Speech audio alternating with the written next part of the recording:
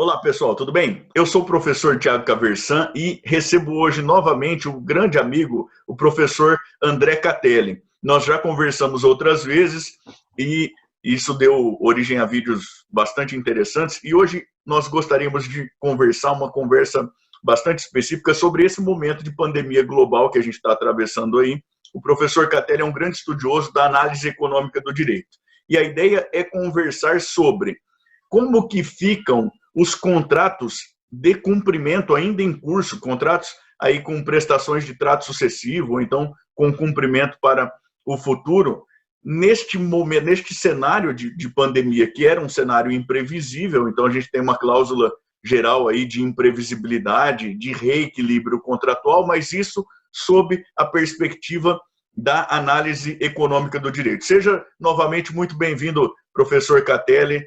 Muito obrigado novamente aí pelo seu tempo. Olá, Tiago. Muito obrigado mais uma vez pelo convite.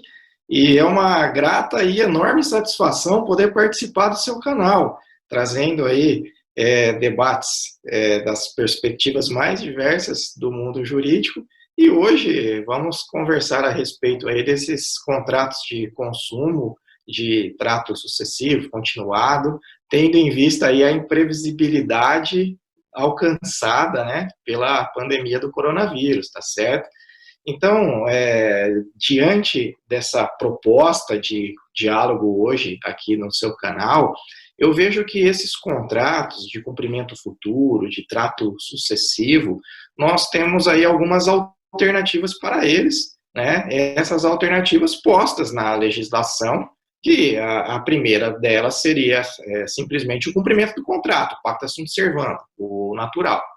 Entretanto, em função da teoria geral da imprevisibilidade, trazida lá nos artigos 478 do Código Civil, dentro do Código de Defesa do Consumidor nós temos lá o artigo 6º, que fala dos direitos básicos, o inciso 5º, né, ele traz a respeito também de revisão contratual. Então, nós temos aí condições, utilizando-se do aparato legislativo, para se promover aí, no caso, a resolução dos contratos, ou então a sua revisão. Então, veja bem, nós temos aí pelo lado do Código Civil, aplicando o artigo 478, a possibilidade de resolução do contrato, ou seja, resolve-se o contrato e a relação termina por ali. Entretanto, nós temos a possibilidade aí no Código de Defesa do Consumidor de fazer a revisão do contrato, tudo em função de uma onerosidade excessiva e também de algo imprevisível que ocorreu. Parece-nos bem claro que a pandemia do Covid-19, ele gerou essa situação. Acho que isso não é mais questionável, né? Então, o que se precisa agora é refletir a respeito da melhor solução jurídica, né, para esses contratos. E aí é onde nós vamos trazer no contexto, no caso do nosso bate-papo de hoje, o referencial teórico aí da análise econômica do direito como uma hipótese maior, né, em um estudo dedutivo aí, levando em consequência aí vários resultados diferentes que podem ser alcançados.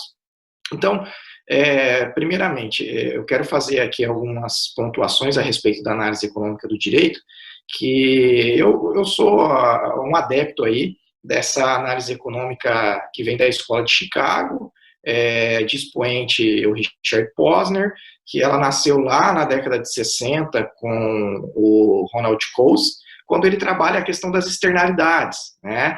Então, para o Coase, um economista, ele falava desde lá da década de 60 que a melhor solução a ser tomada para resolver aí conflitos é aquela solução que traz o melhor arranjo social para a sociedade, certo? E a partir disso, então, estudos vêm sendo desenvolvidos sobre análise econômica, e digo que no Brasil é tudo muito novo, né? Então, nós temos alguns expoentes aí, como o professor Luciano Tim, professor Ivo Gico Júnior, que trazem essa análise econômica nesse contexto aí mais consequencialista, né? Qual a consequência da decisão para a sociedade? Então, o próprio Código Civil, novo de 2002, né, se assim podemos dizer, ele já traz, como dizia Orlando Gomes, conceitos amortecedores de direito para a proteção dos mais fracos, né, e tendo em vista, inclusive, a própria sociedade, a melhor decisão para a sociedade. Então, nós temos lá a inserção nos artigos 187, 422 da boa-fé nos contratos. Aí nós temos a inclusão de forma específica da função social do contrato, lá nos artigos 421, 2035. Então, parece-nos bem claro que o nosso ordenamento jurídico, ele acolheu esse intuito de se procurar a melhor solução para a sociedade, e não para as partes envolvidas. Então, eu vejo que num contexto de imprevisibilidade, no contexto de pandemia, o cumprimento do contrato tal qual ele foi combinado é algo bem complexo, porque o próprio fornecedor, ele não consegue garantir os seus deveres laterais, os seus deveres anexos, né, que estariam dentro aí da própria função social, da boa-fé, de forma que, veja, o cumprimento de um contrato de viagem, de turismo, né, seja de passagem aérea, de hotel, etc., não tem como ser feito sem colocar em risco a segurança do consumidor. Veja, então o contrato ele acaba se esvaziando, ele acaba perdendo o seu objeto, né, e tudo isso nós temos lá respaldo no próprio artigo 6º do Código de Defesa do Consumidor, inciso 1º, segurança à vida, né, etc., proteção à vida, segurança, entre outras situações.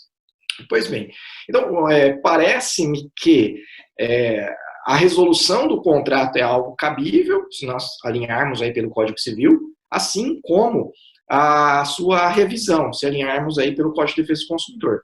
Entretanto, quando você traz a discussão sobre o enfoque da análise econômica do direito e sobre algo que me parece, o que pretendeu o legislador do Código Civil, procurando aí a melhor solução para a sociedade, o melhor arranjo social não seria a resolução do contrato, mas sim a sua revisão. E aí nós temos também outros princípios contratuais, como a própria preservação do contrato, né, que também vão nesse sentido, de você trazer uma revisão e não uma resolução. Por quê? Como o próprio professor Luciano Tim, ele já traz aí em várias de suas obras, né, por vezes você não tem uma questão tratada de fornecedor contra consumidor, mas sim de consumidor contra consumidor. Uma vez que você resolve o contrato a favor do consumidor, mas sem levar em consideração todo o contexto social, você pode penalizar toda uma sociedade. E aí o professor Luciano Tim, ele traz alguns exemplos emblemáticos, né? Um deles que foi a revisão de contratos de leasing em função da disparada do dólar, no contexto lá do início do Plano Real, né, de 94 a 99, quando houve a disparada do dólar. Então, a pessoa que tinha financiado um carro, da noite para o dia, ela passou a dever 2 carros para a instituição financeira. Então, o STJ foi lá, em proteção ao consumidor, e dividiu o prejuízo, 50% para o consumidor, 50% para a instituição financeira. E qual que foi o resultado disso? O resultado foi que as instituições financeiras não fazem mais esse tipo de contrato. Então, todo o restante dos consumidores, que seriam a grande maior parte, que à época não tinham contratos de leasing, eles foram penalizados porque nunca mais puderam e nem poderão, né, fazer contratos de leasing. E aí um outro exemplo, que é até fora do Brasil, que o professor Luciano Tim trabalha, é a questão do furacão Katrina, né, nos Estados Unidos, que em função de alagamentos, né, trouxe destruição a imóveis, etc. E a maior parte dos contratos de seguro não trazia na apólice uma proteção em relação a alagamento. E os tribunais americanos determinaram que mesmo assim a seguradora fizesse, né, o pagamento dos danos. E isso, por via reflexa, levou a um aumento significativo dos seguros para toda a população. Então, perceba que é a sociedade pagando, né, por contratos feitos por particulares. Então, nesse contexto da análise econômica, se nós formos levar em consideração o melhor arranjo social trabalhado lá por Ronald Coase, tem-se que realmente não seria o melhor contexto uma resolução de contrato, porque quem vai pagar por isso é a sociedade. Quando nós transplantamos isso para a nossa realidade atual, se os tribunais começarem a aplicar a resolução do contrato, essas empresas hoje que ficarão sem aporte de capital, elas simplesmente desaparecerão do mercado. E quem vai pagar por isso? A sociedade. Eu que não tenho contrato nenhum atual de trato sucessivo ou de cumprimento futuro, após a pandemia, caso eu queira contratar aí, exemplificadamente, uma agência de turismo, etc., um hotel de forma parcelada, né, como é comum, eu não terei essa condição, porque os hotéis estarão sem capital, as agências de turismo estarão sem capital, e muitas nem estarão mais operantes, né? O que é bastante preocupante. Então, dentro da ótica da análise econômica do direito, eu entendo que a melhor situação realmente seria a revisão dos contratos e não a resolução, né? Eu já tenho aplicado isso na prática, nas minhas petições aí de muitos clientes que já procuraram o nosso escritório, pedindo, inclusive, que esses valores já pagos, eles, alternativamente, sejam utilizados como créditos, né, para viagens futuras, de forma a manter a fonte produtora, utilizando-se ainda dos próprios princípios da Lei de Recuperação Judicial de Empresas, né? A ideia é essa, manter as instituições, as empresas, de forma a penalizar o mínimo possível a sociedade, né? Então, todo mundo tem que fazer a sua parte.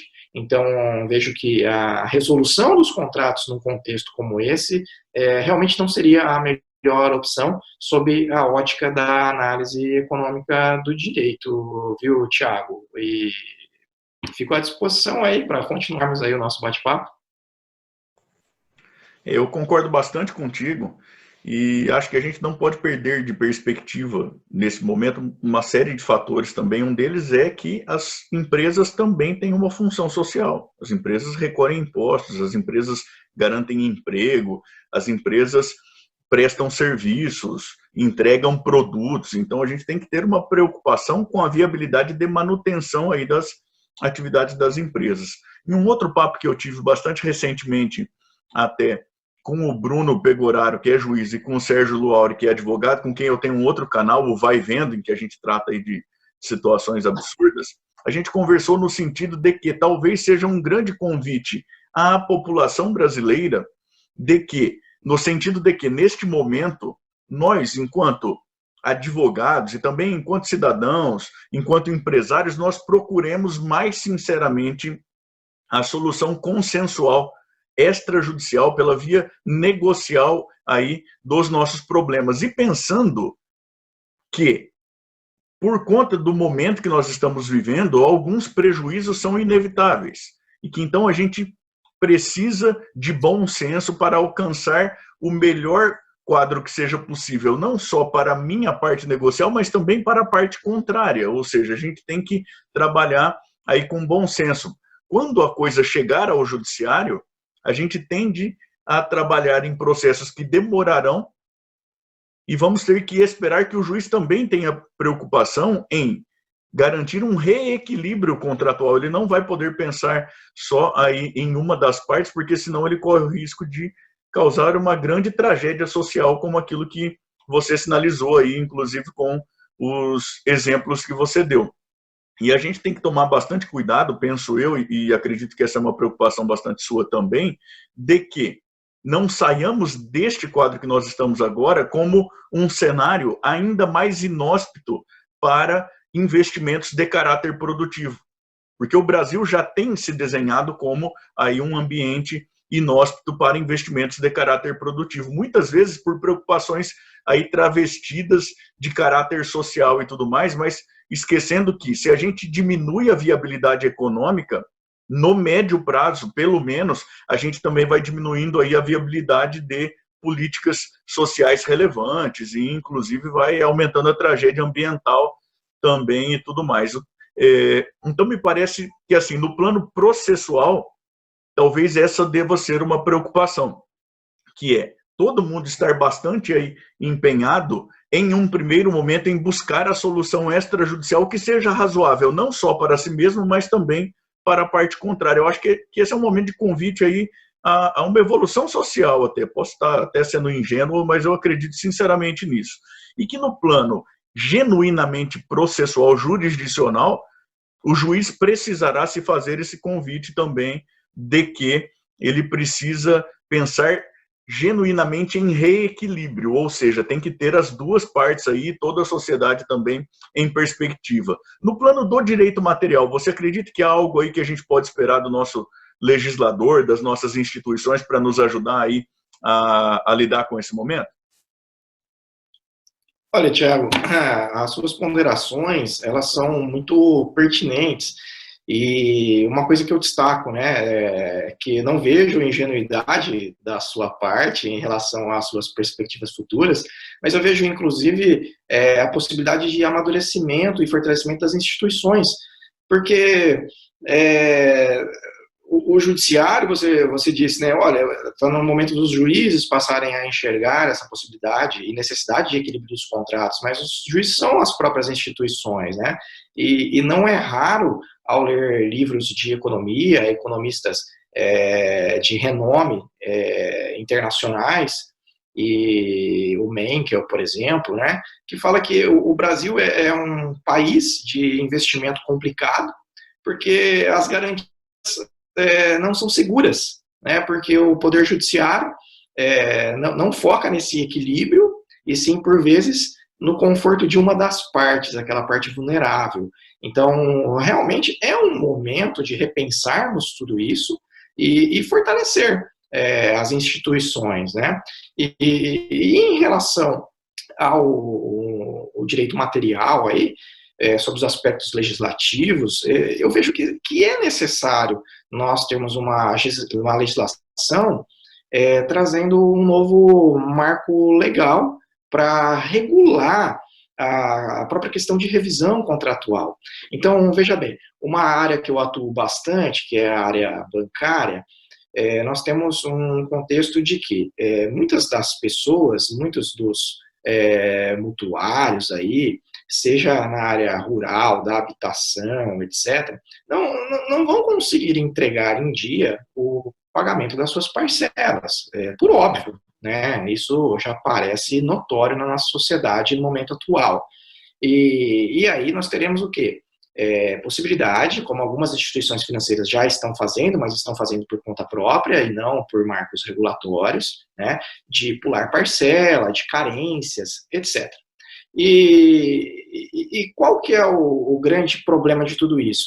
É que, a partir de quando essa sistemática poderá ser adotada nos financiamentos, né? A partir de que data? Porque senão nós teremos um caos, né? Nós teremos uma chuva de ações judiciais, o que vai contra a própria eficiência pregada pela análise econômica, solicitando prorrogações de parcelas para as pessoas que estavam inadimplentes lá desde janeiro, dezembro, desde o ano passado.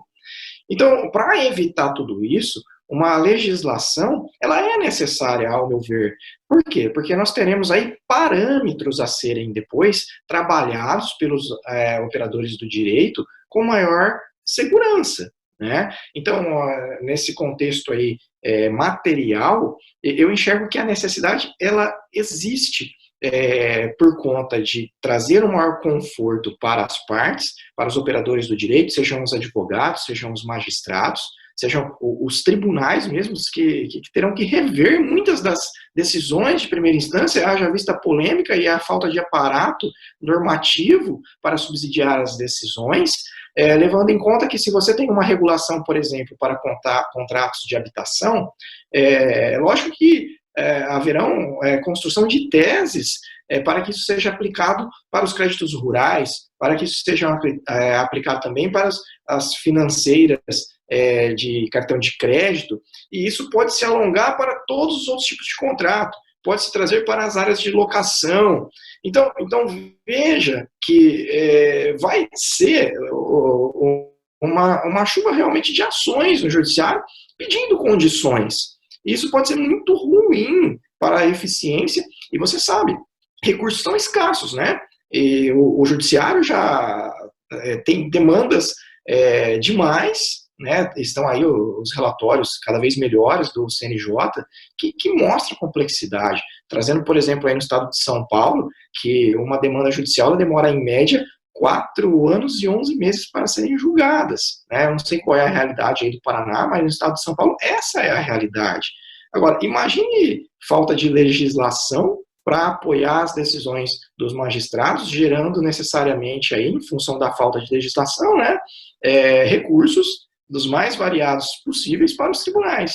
Então, nesse contexto, eu enxergo, sim, até sob a ótica da própria análise econômica, sob a ótica da eficiência aí, sob a ótica de trazer um melhor conforto para a sociedade, não para as partes, né, que há sim a necessidade de um marco regulatório aí, de uma legislação para definir alguns parâmetros além da pandemia de coronavírus. Bom, o tema é realmente muito interessante. Eu agradeço novamente muitíssimo ao professor André Catelli por ter dialogado de novo comigo, me ensinado tanto sobre tanta coisa tão importante. Eu queria convidar você que nos assiste a comentar aqui embaixo de onde que é que você nos assiste e se você já viu algum contrato aí na sua própria experiência que está precisando, está merecendo aí revisão ou resolução e por quais motivos. Também queria te convidar a se inscrever aqui no canal, a se inscrever também no canal do professor André Catelli, que a gente vai deixar o endereço do canal, das redes sociais dele, aqui na descrição do vídeo, tá certo? Também queria te convidar a assistir aqui um outro vídeo que o André Catelli gravou comigo sobre o que é análise econômica do direito. E dá aí também o seu joinha e tudo mais.